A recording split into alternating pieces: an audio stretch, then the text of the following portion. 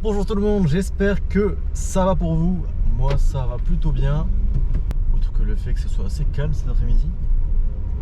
Aujourd'hui on ne se retrouve pas pour un shift.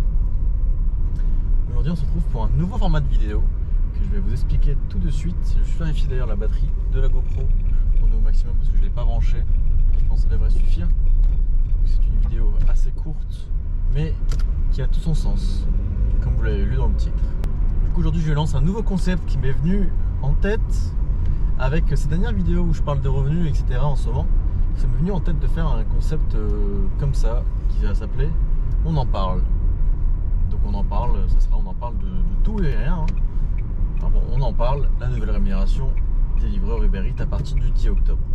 Mais du coup c'est un nouveau concept de vidéo avec lesquels je répondrai à diverses questions que vous pourrez me poser d'ailleurs. N'hésitez pas à m'en poser des questions où je pourrais faire des vidéos dessus. Par exemple, la dernière fois j'avais fait qu'est-ce que c'est qu'une zone blanche. Question bête pour ceux qui connaissent bien, mais question importante pour ceux qui ne connaissent pas forcément la livraison et Uber Eats surtout.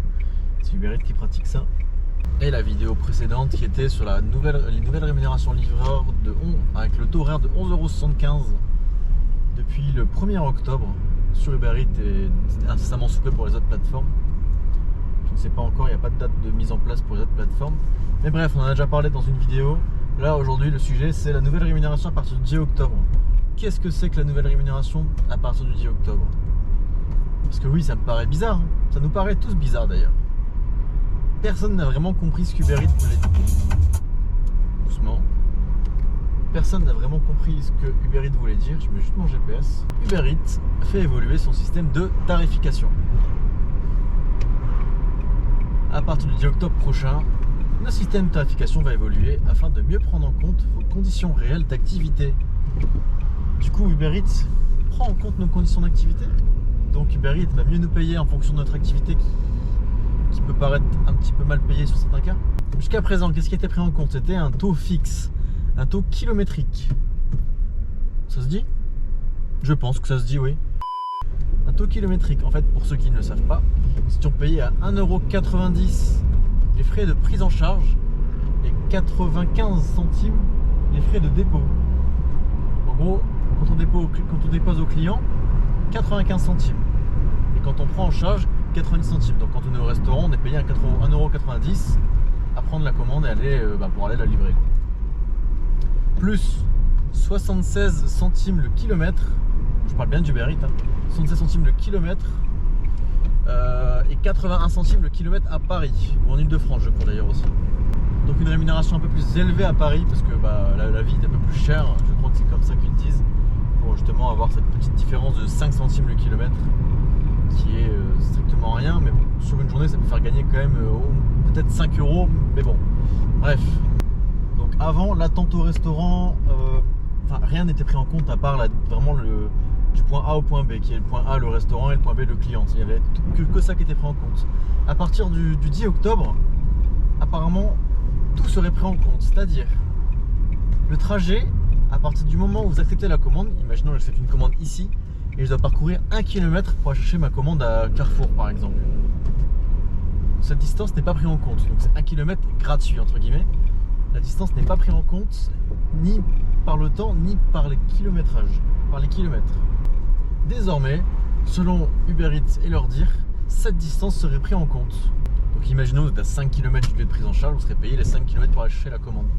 Et ça apparemment ça serait directement. Donc en gros quand on vous proposera la commande, il y aura déjà le paiement supplémentaire, on va dire, dedans inclus. Donc c'est plutôt intéressant. En général on ne sonne pas des commandes à des dizaines de kilomètres du restaurant.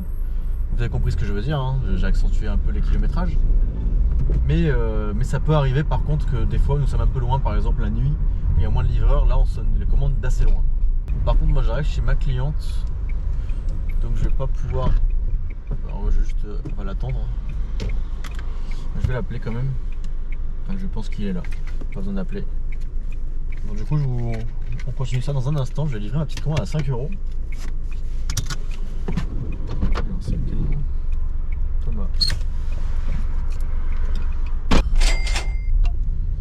Allons sur la photo. Photo. Parfait, la commande m'a rapporté combien? 5,18 €, franchement, pas mal. Alors, je retourne sur la page, parce que pour vous expliquer, il faut que je puisse lire en même temps quand même. Du coup, voilà, je pense que c'est assez clair sur ce sujet. On sera payé à aller jusqu'au restaurant, au Carrefour ou je ne sais quoi d'autre.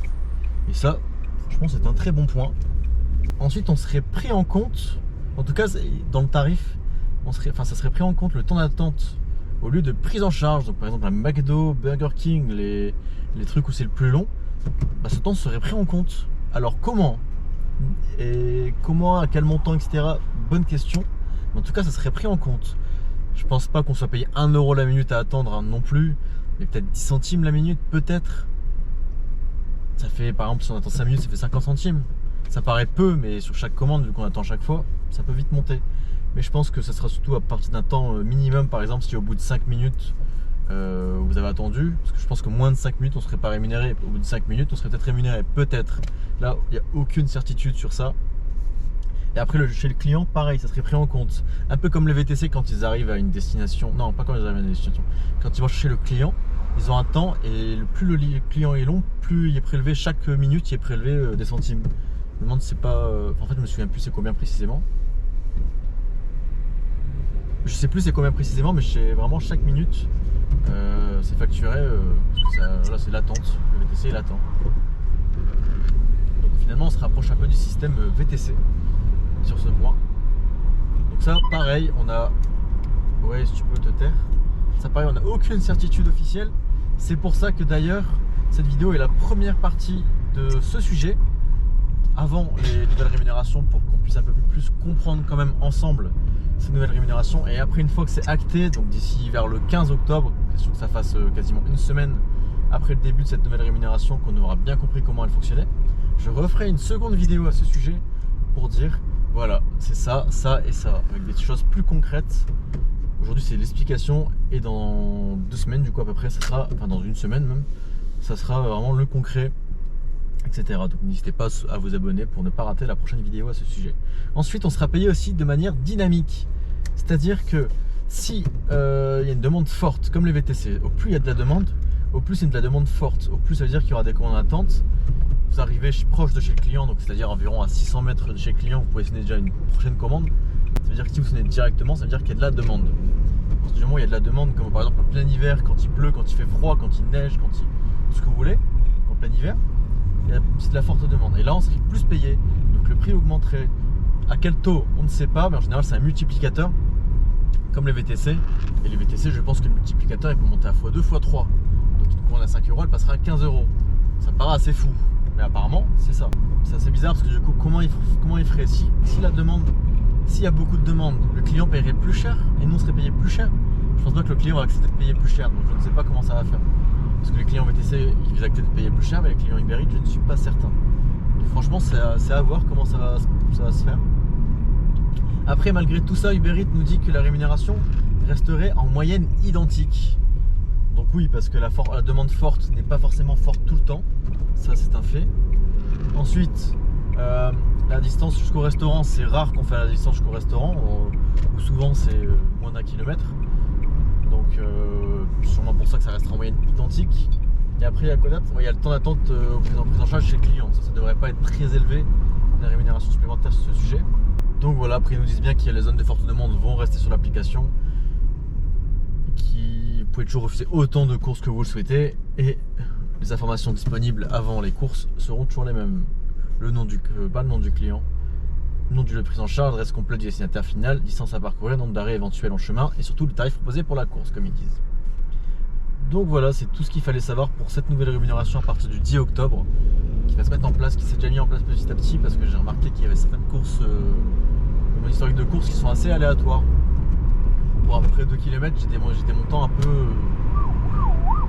Voilà. Donc j'espère que cette vidéo vous aura plu.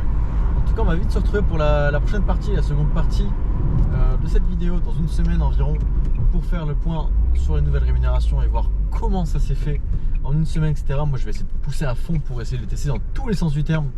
Vraiment en faisant des notes, etc. Je vais en faire un truc vraiment poussé pour savoir vraiment quoi et qu'est-ce. N'hésitez pas à lâcher un pouce en l'air, à vous abonner les amis. Ça participe au développement de la chaîne. Et nous on se dit à très bientôt. Ciao.